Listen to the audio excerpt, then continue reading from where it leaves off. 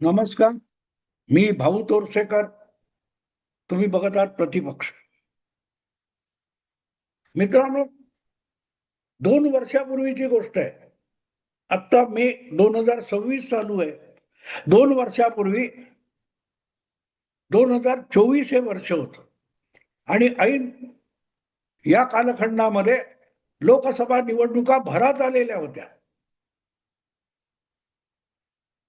जूनच्या मला वाटते 3 तारीखला देशभरच्या लोकसभा निवडणुकीसाठी झालेल्या मतदानाची मोजणी झाली आणि भारतीय जनता पक्षाला आपलं बहुमत गमवावं लागलं. पण त्यापेक्षाही मोठी गोष्ट जर कुठची असेल तर महाराष्ट्रामध्ये सत्तेत बसलेल्या महायुतीला जबरदस्त तडाखा बसला होता. एकनाथ शिंदे यांच्याकडे 13 खासदार होते, त्यापैकी कसेबसे 7 उरले. भाजपकडे 23 खासदार होते, त्यापैकी कसेबसे 9 खासदार उरले. उलट उद्धव ठाकरे आणि काँग्रेस किंवा शरद पवारांचा पक्ष हे जे दुबळे वाटत होते लोकसभा निवडणुकीमध्ये, त्यांनी जबरदस्त मुसंडी मारली. महाविकास आघाडीतल्या 3 पक्षांना मिळून 30 का 31 खासदार निवडून आणता आले. अजितदादांचा पक्ष तर पुरता बारगळला होता. एक सुनील तटकरे सोडून दुसरा खासदार आला नाही. बारामतीमध्ये अजितदादांच्या पत्नी आजच्या उपमुख्यमंत्री सुनेत्रा पवार या सुद्धा पराभूत झाल्या होत्या आपल्या नणंदेकडून. हे सगळं आठवण मी एवढ्यासाठी करून देतोय की 2 वर्षापूर्वी काय परिस्थिती होती आणि आपल्याला मुंबईमध्ये 6 पैकी 3 खासदार निवडून आणता आले म्हणून उद्धव ठाकरे यांना पंख फुटले होते. आपण पित्याच्या हिंदुत्वाला तिलांजली दिली आणि मुस्लिम मतांसाठी मौलवींची दाढी कुरवाळली. याची खेद ना खंत उद्धव ठाकरेंकडे दिसत नव्हता. उलट आपण आजही हिंदुत्ववादी आहोत आणि मुस्लिमांच्या मतावरच आपण परत एकदा मुख्यमंत्री होऊ इथपर्यंत उद्धव ठाकरेंना जोश चढलेला होता.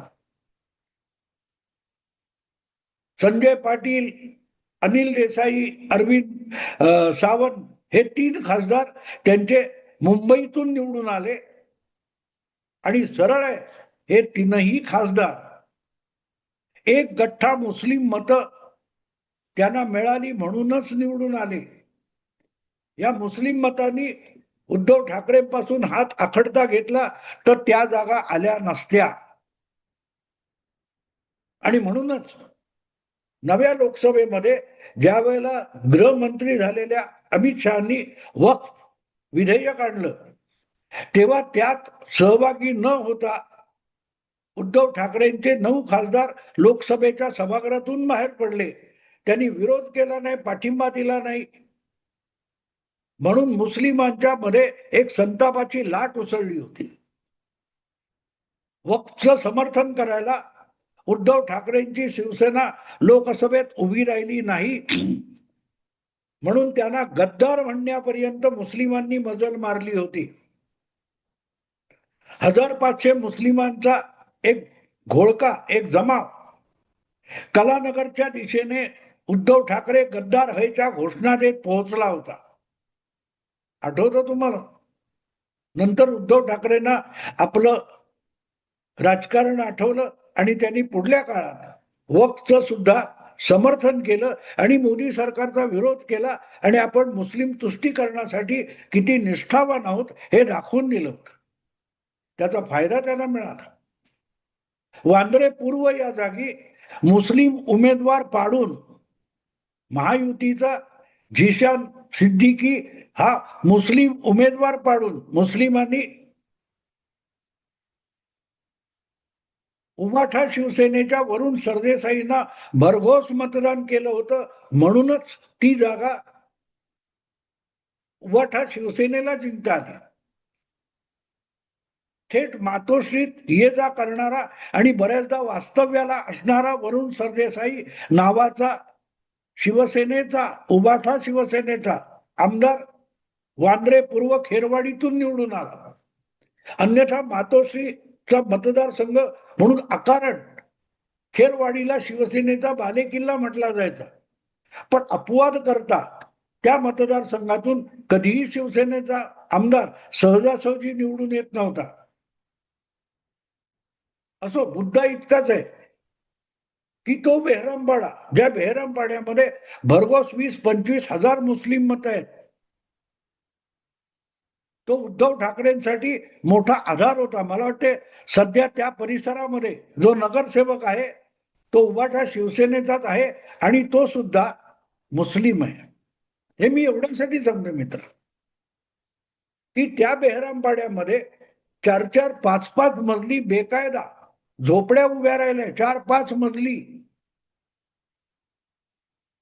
कलेक्टरची जमीन बळकावून, रेल्वेची जमीन बळकावून, खाडी भरून तिथे जे बेकायदा बांधकाम करण्यात आलं होतं त्याच्या विरुद्ध खूप कारवाया चालायच्या. अखेरीस रेल्वेने आपली जी काय तिथे 28 काय एकर जमीन मोकळी करून घेण्यासाठी हायकोर्टात दावा दाखल केला होता.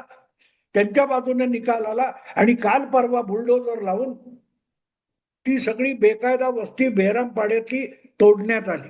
सगळा बेहरामपाडा रिकामा केलेला नाही. जेवढी रेल्वेची जमीन आहे बळकावलेली, तो सगळा परिसर बुलडोजर लावून उद्ध्वस्त करण्यात आला.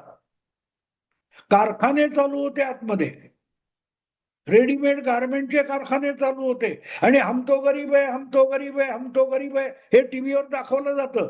पण त्यांचं जे सामान काढून बाहेर टाकलेलं आहे, जमा केलेलं आहे, ते बघितलं का कळतं. 400-500 शिलाई मशीन, इलेक्ट्रिकली चालणाऱ्या शिलाई मशीन दिसतात.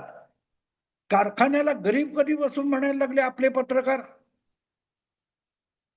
सांगायचा मुद्दा असा की हे सगळं बुलडोजर लावून बेहरामपाडा जमीनदोस्त केला जात असताना त्या परिसराचे महान आमदार आणि उद्धव ठाकरेंचे भाचे वरुण सरदेसाई कुठे होते. मी त्या बेहरामपाड्याच्या तोडक कारवाईचं सगळं चित्रण बघत, वेगवेगळे व्हिडिओ बघितले. मला वाटलं होतं भगवे झेंडे घेऊन आणि जाळीदार टोपी घातलेले कट्टर शिवसैनिक उद्धव ठाकरेंचे हे बेहरामपाडा वाचवण्यासाठी पुढे येतील आणि त्याच्यामध्ये अगदी चांगली जाळीदार टोपी घालून वरुण सरदेसाई सुद्धा दिसतील. पण ते कुठे दिसले नाहीत. हजारो पोलिसांचा ताफा, रेल्वे पोलीस, मुंबई पोलीस वगैरे घेऊन, बुलडोजर घेऊन ती सगळी तोडक कारवाई करण्यात आली. प्रश्न असा आहे की ज्या आमदारांच्या बळावर वरुण सरदेसाई आमदार झाले त्यांना आज वाचवायला कोण आहे. उद्धव ठाकरेंनी एक गोष्ट लक्षात ठेवावी, ज्यांची झोपडपट्ट्या किंवा घरं किंवा उद्योग पाडले गेलेत ते मुस्लिम आहेत. ते बावळट हिंदू नाही आहेत की तुम्ही मतासाठी वापरा आणि नंतर बेवारस सोडून द्या. अशा पठडीतला हा मतदार नाही. जो मतदार आजपर्यंत शिवसेनेविरोधात कडाक्याने सगळं जीव प्राण पणाला लावून दंगलीत उतरत होता, तो सुद्धा तुमच्या मशाल निशाणीवर मत द्यायला तुम्हाला आला. तो एका भूमिकेतून येतो आणि त्या भूमिकेशी गद्दारी केलीत तर तुम्हाला तो धडा सुद्धा शिकवतो. हिंदू शिवसैनिकासारखा हा तुमच्या पाठीशी आलेला मतदार हा बावळट नाहीये. वरुण सरदेसाई यांनी पूर्व काय ते खेरवाडी, बांद्रा पूर्व वगैरे जिंकलं, याचा आनंदोत्सव केलाय ना. आता किंमत मोजायला तयार आहे, कारण हे विसरलं जाणार नाही. हे विसरलं जाणार नाही. आणि ते फक्त वांद्रे पूर्व मतदारसंघापुरतं मर्यादित राहील असंही समजू नका. येणाऱ्या प्रत्येक विधानसभा, महापालिका, लोकसभा निवडणुकीमध्ये बेहरामपाडा इथे जी कारवाई झालेली आहे, 800 किंवा 1800 काहीतरी सांगितली घरं तोडली, झोपड्या तोडल्या, त्याची किंमत रेल्वेला नाही मोजावी लागणार, ती उबाठा शिवसेनेला मोजावी लागेल. कारण हा उबाठा शिवसेनेचा मतदार आहे, उबाठा शिवसेनेचा आहे. त्यांनी लोकसभा असो किंवा विधानसभा असो अत्यंत निष्ठापूर्वक उबाठा शिवसेनेच्या मशालीला मत दिलेलं आहे, भाजपच्या कमळाला वगैरे मत दिलेलं नाही. किंवा अगदी फॉर दॅट मॅटर महायुतीच्या तर्फे उभे असलेले झिशान सिद्दीकी यांच्या घड्याळ चिन्हावर बटन दाबलेलं नाही. बेहरामपाड्यातल्या झाडून सगळ्याच्या सगळ्या मतदाराने अगत्याने वेळेवर जाऊन उबाठा शिवसेनेच्या मशालीला मतदान केलेलं आहे.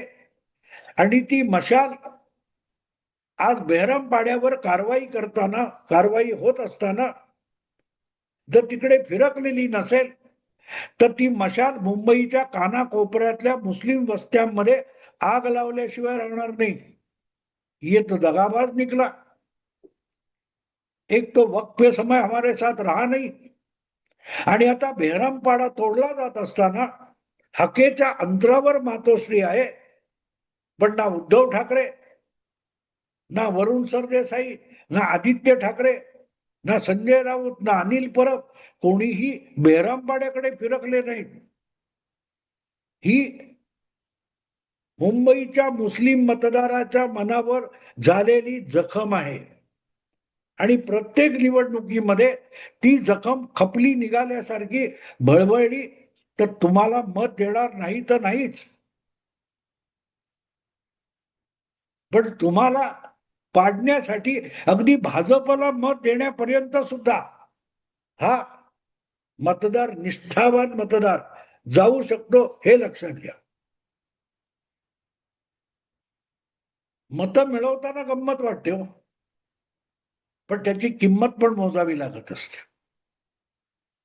जी किंमत सेक्युलर म्हणून देशभर मिरवणाऱ्या अनेक पक्षांना गेल्या 5-7 वर्षामध्ये मोजावी लागते. उद्धव ठाकरे आसाम मधल्या काँग्रेस पक्षाची अवस्था बघा. आसाम मध्ये काँग्रेस पक्षाला सत्ता मिळणार नाही ते ठीक आहे, पण आसाम मध्ये झाडून सगळा मतदार निष्ठेने मुस्लिम मतदार हा काँग्रेसच्या पाठीशी उभा राहिला.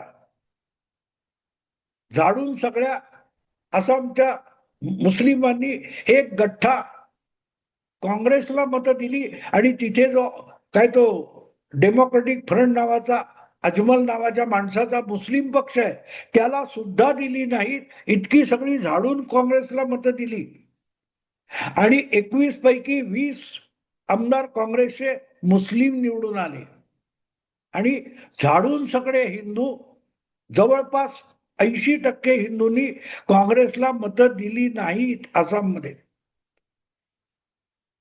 आसाममध्ये काँग्रेस पक्ष शिल्लक आहे, पण मुस्लिम पक्ष चालवणारा तो अजमल नावाचा मुस्लिम नेता म्हणतो काँग्रेसची तर मुस्लिम लीग झाली. काय विनोद आहे बघा.